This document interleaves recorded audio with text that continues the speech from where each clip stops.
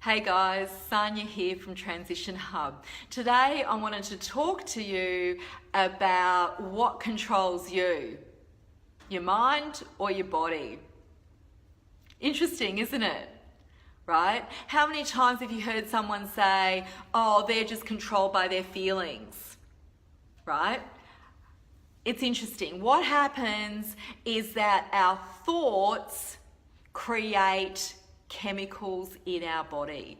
Our brain will release certain chemicals based on what we think. And those chemicals cause us to feel, right? So think of it like this. You wake up and you're feeling pretty ordinary, you're not feeling really well, you've got a headache, everything's just kind of not so good. And you're thinking, I feel ordinary, I feel really crappy actually. Right? As you think that, you're feeling crappy. You're feeling really ordinary, right? And the more that you feel it, the more that you think it. And the more that you think it, the more that you feel it. And more chemicals are created. So what's happening at that point is that first feeling that you had of feeling ordinary, feeling crappy that morning, has influenced your thoughts. And your thoughts have created chemicals which is influencing your body. So the question here is, guys, do you want your body to influence your mind or do you want your mind to influence your body? It's really simple.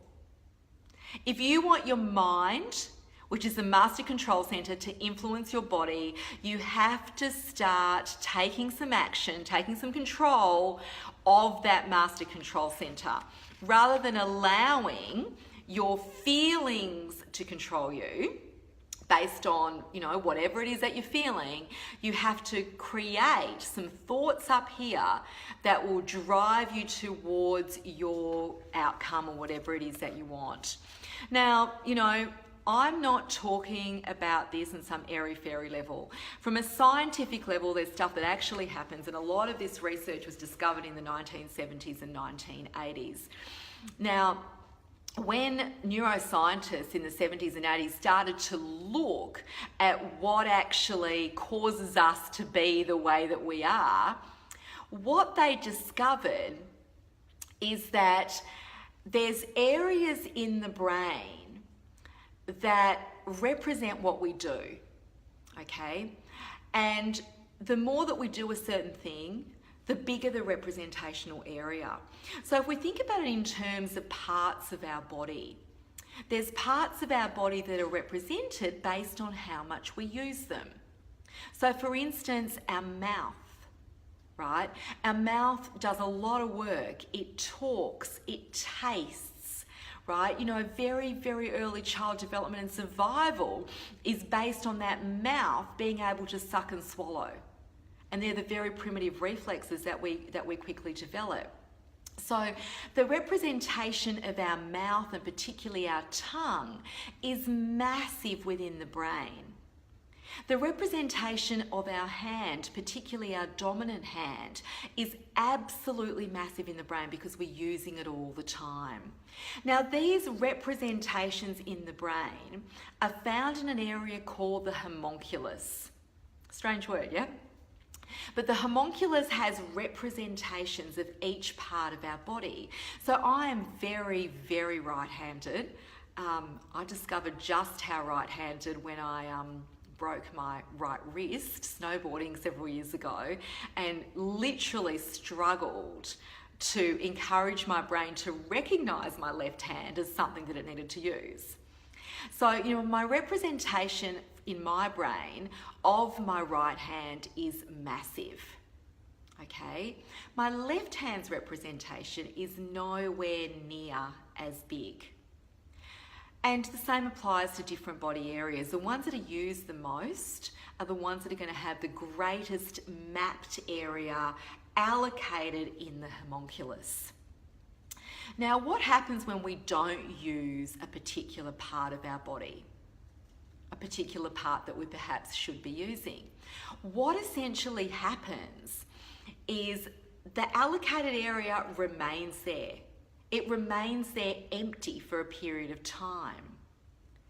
After a while, when it's sat there empty, the other adjoining areas start to take over that area to create more space for themselves. So let me give you an example. Has anyone ever gone to one of those parking garages, the new ones, where they've got the lights, up the top, and there's a red light if the parking spot is taken and there's a green light if it's available? I think they need to have one other light, and that's an orange light, right? An orange light represents someone's leaving, or it's kind of not quite empty. In the brain, the homunculus, or the mapping area of parts that we use regularly, represents a red area. It's engaged. And let's say in terms of my right hand, there might be 5 parking spots that are allocated to my right hand, and only, maybe 2 to my left. So if all of a sudden I lost my left hand altogether, that parking spot would remain there, orange, so to speak, right? But after a while, the brain recognises no sensory input coming in from that area. There's not a lot of stimulation along the nerve cells of that area. So it becomes fuzzy. And as that area becomes fuzzy, the adjoining area, which happens to be the right, goes, whoa, more space for me. And as it takes on more space, it starts to use that particular body part more and more and more. And that's what happens in the cortical mapping. So if we understand that that's what happens in terms of how we use our bodies, what I want you to think about is, if we're not using something, how that particular area suddenly becomes grey, becomes fuzzy, and stops working. So what do we need to do? If we want to be in our peak performance, if we want to generate change, we have to start using all areas. And particularly this, and allowing our mind to govern our body. This stuff is all scientific fact. I've worked with people that have had horrendous nerve injuries, and we've been able to restore function through rerouting what happens up here, through allowing the homunculus to recognise different areas. We've got lots of techniques for how we do that. But on a practical level, when we're talking about change, what I want to share with you is, if you don't use it, you lose it. It will go elsewhere. That parking spot will get absorbed by somebody else. And from a functional perspective in our lives, if we don't use parts of our life, if we don't practice, if we don't work those areas, we're going to lose them. And it doesn't matter what it is. So if you guys want to generate change in any part of your life, you have to start being governed by your mind, not your body. Now, if you're in pain, I understand that you might feel that pain stops you. Be it that emotional pain, be that physical pain. But there are ways that we can start working around that by exploring, by asking questions. And when we start to work around it, we start to exercise those other options. As we start to exercise those other options, we start to allocate brain space for them.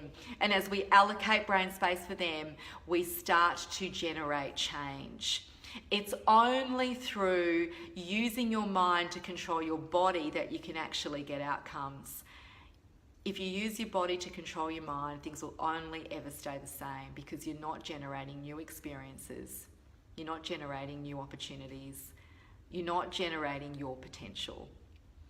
That's all for today. See you next time.